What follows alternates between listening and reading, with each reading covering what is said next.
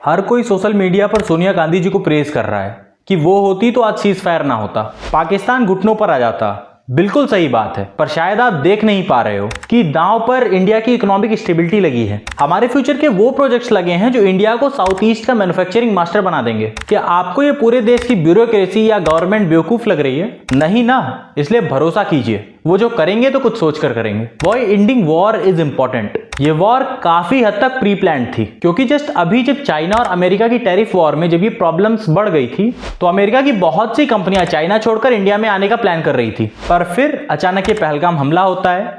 इसलिए आप क्रोनोलॉजी समझिए कि अगर हम वॉर लाइक सिचुएशन में रहेंगे तो अमेरिका की बहुत सी कंपनियां जो चाइना को छोड़कर जाना चाह रही थी वो या तो चाइना में रहेंगी या फिर इंडिया को छोड़कर किसी और देश में शिफ्ट हो जाएंगी। इसका सीधा नुकसान केवल इंडिया को ही होगा। इसीलिए मैं कह रहा हूं कि अपने पीएम पर भरोसा रखिए। जैसे आपको ये 28% टैक्स देने का प्राउड आज हो रहा है, तो हो सकता है आज के कुछ डिसीजंस कल को हमें और बेटर फ्यूचर देकर के जाएं, क्योंकि हमारी डेस्टिनी इन भिखारियों की तरह दूसरों के टुकड़ों पर पलने की नहीं है। इसलिए ये कंपनियां अगर भारत में मैन्युफैक्चरिंग डालती हैं तो इसका सीधा बेनिफिट भारत को ही होगा। तो याद रखिए कि इकोनॉमी एक देश की बैकबोन होती है, और अगर हम इकोनॉमिकली स्टेबल रहे तो रशिया और अमेरिका जैसे देशों से अपना बॉन्ड और मजबूत कर सकते हैं और अपने कई पड़ोसी देशों को फंड कर सकते हैं, जिससे हम चाइना की जाल से बाहर आ सकते हैं। क्योंकि अल्टीमेटली फ्यूचर में हमें पाकिस्तान के लिए नहीं बल्कि चाइना के लिए तैयार होना है, चाहे वो टेरिटोरियल वॉर हो या फिर इकोनॉमिक वॉर। पाकिस्तानी नेशनल्स, और ये बहुत शौक करने वाली बात है कि हमारे आसपास पाकिस्तानी लोग रह रहे हैं। जैसे एक औरत जो 45 दिन के वीजा पे इंडिया आई थी, उसने यहाँ शादी कर ली और अब कहती है कि अगर मुझे वापस जाना पड़ेगा तो ये तो बहुत बुरी बात है। और ऐसे ही एक लड़का जो यहाँ 17 साल से रह रहा है, वो यहाँ वोट तक डाल चुका है। उसी तरह एक सीआरपीएफ जवान की वाइफ जो कि खुद पाकिस्तानी नेशनल है, और अब ये सोचने वाली बात बाहर आ रही है कि इतने सारे पाकिस्तानी इतने साल से हमारे बीच में रह रहे थे, तो ये कितने बड़े लेवल पर इंटेलिजेंस फेलियर है। इसलिए हमें इमिग्रेशन को लेकर कुछ एक्सट्रीम स्टेप्स लेने होंगे,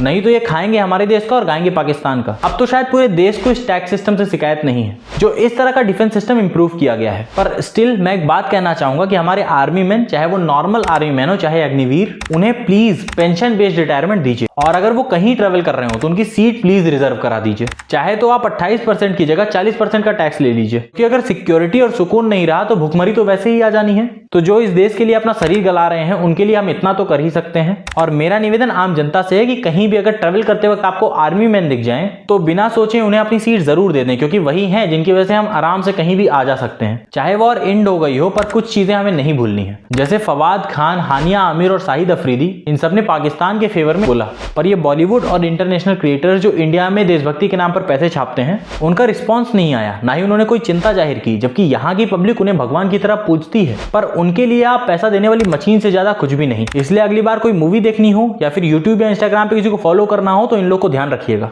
इस चाइना, टर्की और अजरबैजान को भी नहीं भूलना है कि इन्होंने सबसे पहले पाकिस्तान को वेपन सपोर्ट और सप्लाई दिया है। इसलिए अगली बार जब कहीं घूमने जाना हो या फिर कोई सामान लेना हो तो इन लोगों से लेने से पहले जरूर सोचना कि कहीं आपके ही पैसों से आपके बॉर्डर पर हमला तो नहीं होगा। पाकिस्तान ने कुछ लेफ्टिस्ट यूट्यूबर्स के वीडियोस को अपने चैनल पर चलाकर यह दिखाने की कोशिश की कि पहलगाम हमला इंडिया की गलती थी और इसमें सिक्योरिटी लैप्स हुआ था। तो ये शो करके वो इस वॉर को इंडिया की फॉल्ट बताना चाह रहे हैं। तो आप लोग ध्यान रखें कि एक पार्टी के खिलाफ जाते जाते इस देश के खिलाफ ना चले जाएं, और अपनी मोरालिटी डाउन करने की एक लिमिट तो रखिए, नहीं तो इसका फायदा हमेशा दुश्मन ही लेगा। मीडिया, मैंने एक स्टेटमेंट अभी कुछ दिन पहले ही पढ़ा था कि वस्तुओं के गिरने के नियम होते हैं पर मनुष्यों के गिरने के कोई नियम नहीं होते, और आज की हमारी मेन मीडिया ने ये प्रूव कर दिया है। आप सोचो, जिन चैनल पर हम ऑथेंटिक न्यूज का भरोसा कर सकते हैं, उसने सिर्फ टीआरपी के लिए पूरी दुनिया में हमारा मजाक उड़वा दिया है। और मेरा एक सवाल ये है कि अगर गंदे जोक्स के लिए या फिर मिस इन्फॉर्मेशन फैलाने के लिए एक्शन लिया जा सकता है, तो इन झूठ की दुकानों पर एक्शन क्यों नहीं हो रहा है?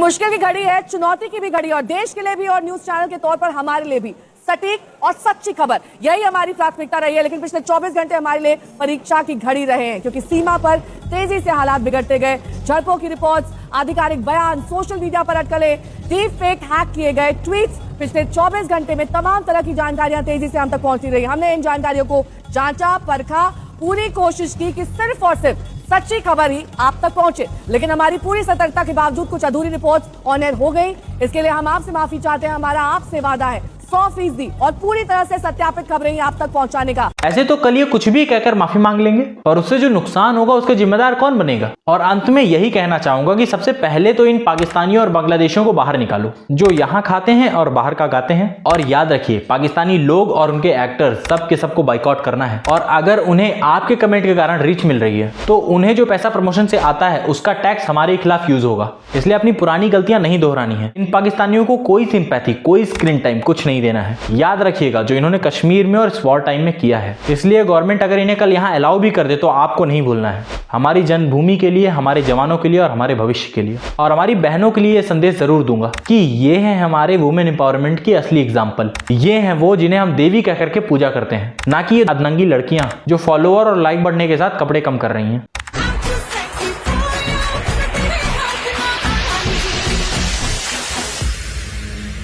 Flip the script.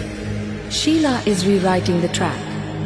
हाँ मिठे पान दी कलोरी रखा सूट दा लहरी फटे मार दी कलोरी झुगनी मेल मेल के गुड बांध के चट च कोटे जा ओला तेरा माली ओ हरियाली जंगल में देखो काली पे काली उसकी कलम कलम रखवाली। मेरा निवेदन आप लोगों से है कि आगे से कभी भी कोई भी ऐसी इंफॉर्मेशन आगे ना भेजें जो वेरीफाइड ना हो, और सबसे जरूरी एक आदर्श नागरिक बनने की कोशिश करें। कुछ बड़ा ना कर सकें पर इतना तो कर ही सकते हैं कि अगर एम्बुलेंस आ रही हो तो उसे रास्ता दें, मेड इन इंडिया सामान को खरीदें और उसे प्रमोट करें, कूड़े को कूड़ेदान में डालें, रोड पर थूकने से बचें और कई चीजें। फिलहाल तो मुझे इतना ही याद आ रहा है, पर अगर आपको कुछ याद आ रहा है तो कमेंट में बताएं कि हमें और क्या करना चाहिए एक आदर्श नागरिक बनने के लिए। और आदर्श नागरिक से मेरा मतलब है कि हम वो सब करें जो हम कर सकते हैं इस देश को आगे बढ़ाने के लिए। और अगर ये मैसेज सब तक पहुंचाना चाहते हैं तो इस वीडियो को भी शेयर जरूर कर दें। बाकी यहां तक वीडियो देखने के लिए आपका सहृदय धन्यवाद। उम्मीद है आपने सब्सक्राइब कर दिया होगा। बाकी फिर मिलते हैं अगली वीडियो में, तब तक के लिए नमस्कार।